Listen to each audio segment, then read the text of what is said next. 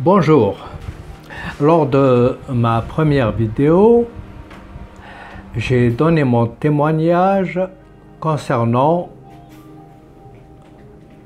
ma vie de musulman pratiquant,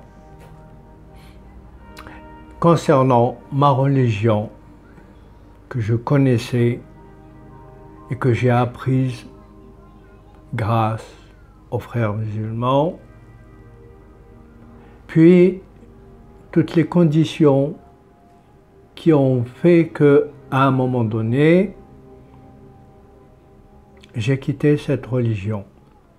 Comme je l'ai dit dans la vidéo, pour des conditions ou des circonstances objectives et aussi subjectives.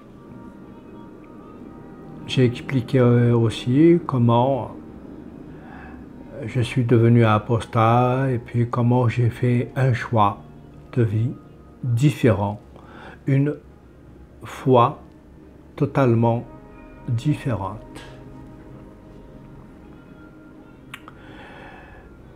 À chaque fois que je donne mon témoignage d'anciens musulmans venus à la foi chrétienne, je ne manque pas de clôturer mon témoignage par une formule, par une phrase. C'est celle-ci. Je remercie Dieu de m'avoir arraché des mains du fils du FLN pour me mettre entre les mains du Fils de Dieu. Maintenant, pourquoi est-ce que j'ai opté pour un choix différent des autres choix? Il y en a beaucoup qui optent pour l'athéisme, d'autres pour le bouddhisme, mais moi j'ai accepté ce message, j'ai accepté cette doctrine qui dit que le vrai Dieu se trouve dans la Bible.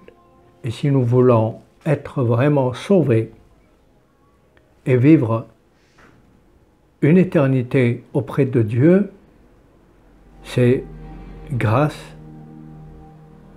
à la foi chrétienne, à la foi en le Fils de Dieu. Comment expliquer cela? Dans ma vie de musulman, dans ma pratique de la religion musulmane, tout musulman croit que c'est par les œuvres qu'il va gagner le paradis. Mais tout le musulman sait aussi que, quelles que soient les œuvres, quels que soient ses efforts, il n'a pas l'assurance qu'il ira au paradis. Si on n'a pas l'assurance d'acquérir le salut, si on n'a pas même une espérance que le salut est déterminé par nos œuvres, à quoi bon?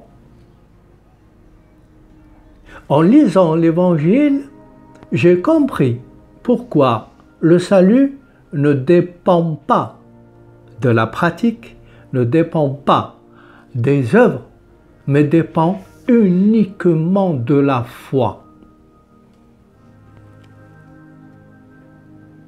Et c'est le message central de notre Seigneur et Roi Jésus-Christ. Vous poserez la question à n'importe quel musulman,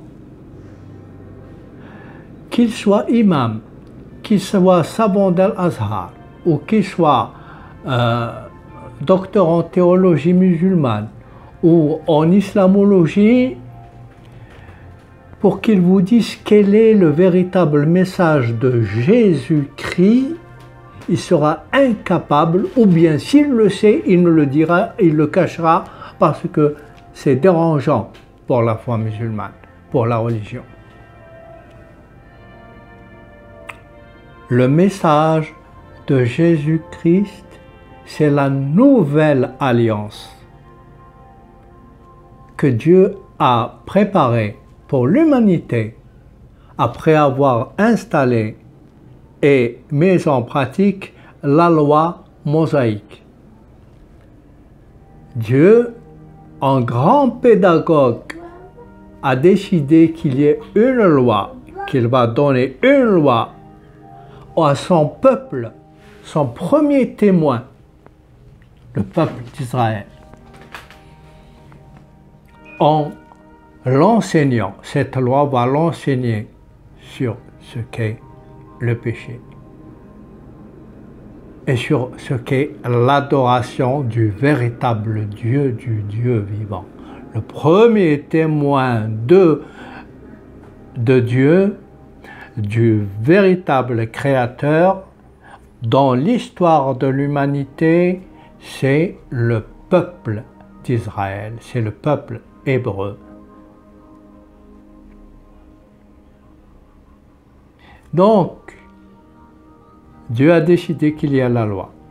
Et lorsque cette loi a été installée parmi les Israélites, ils appliquaient la loi intégralement dans tous ses détails, et en particulier un principe ou un rite central, celui du sacrifice animal. Et une fois dans l'année, chaque famille juive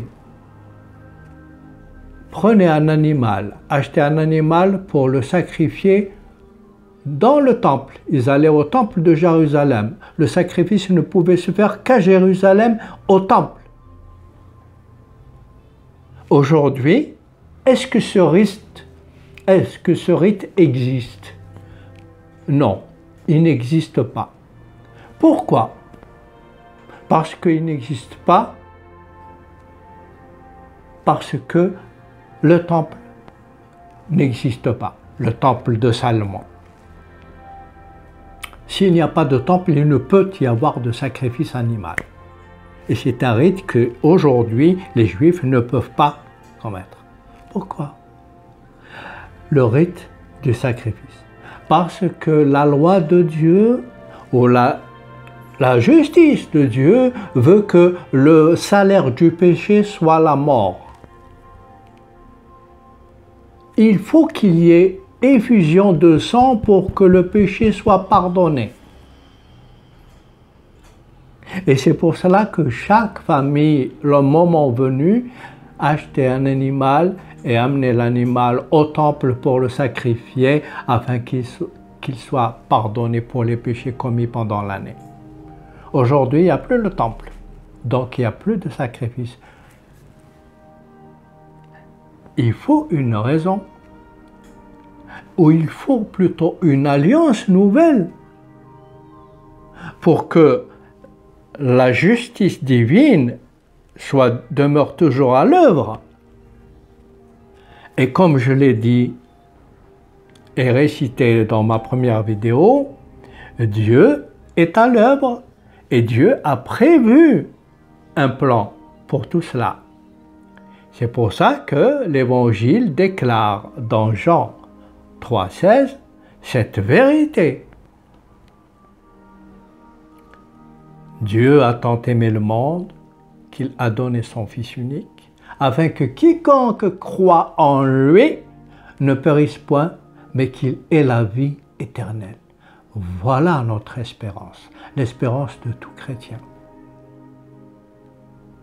Cette espérance qui fait que sa foi, sa croyance, que quelqu'un a payé à sa place pour ses péchés.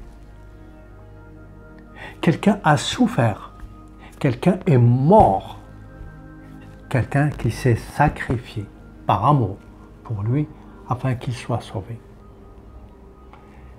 Une condition si simple. Croire, faire confiance, avoir foi en cette personne qui s'est sacrifiée pour moi. C'est ce que me demande Dieu. Cette personne a existé, l'histoire témoigne. Cette personne s'appelle Jésus-Christ. Jésus-Christ, le Fils unique de Dieu. Pourquoi Jésus-Christ? Parce que le plan divin veut que, parce que c'est Dieu qui a été offensé par Adam, le premier homme créé, le premier homme qui a péché, et que ce péché nous l'avons hérité, Dieu a prévu un plan pour chaque enfant d'Adam, pour qu'il soit sauvé. La justice de Dieu veut que le salut vienne par l'effusion de sang. Le salaire du péché, c'est la mort. La loi juive préconisait le sacrifice animal, mais la nouvelle alliance nous dit que le sacrifice animal, c'est fini. La preuve, 70 ans après que Jésus a prophétisé, annoncé la destruction du temple, la destruction du temple a eu lieu et les Juifs jusqu'à aujourd'hui ne peuvent plus pratiquer le rite du sacrifice animal. Pourquoi? Parce que c'est lui l'agneau de Dieu, Jésus-Christ, l'agneau de Dieu. Donc Jésus-Christ est venu se sacrifier par amour à notre place, parce que c'est Dieu qui a été offensé et c'est Dieu qui veut pardonner, et donc pour pardonner, c'est à lui de faire un sacrifice immense.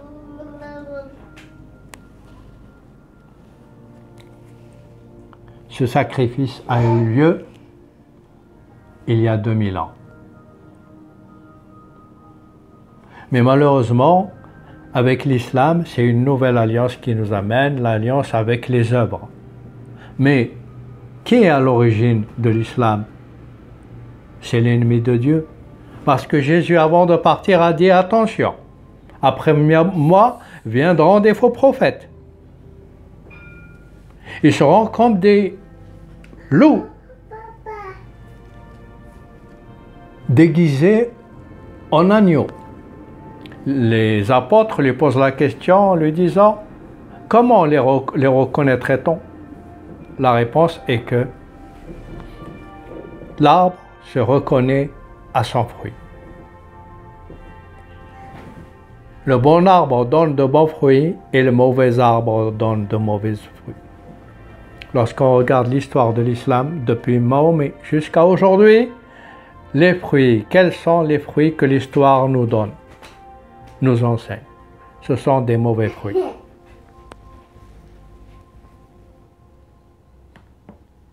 Merci. À la prochaine.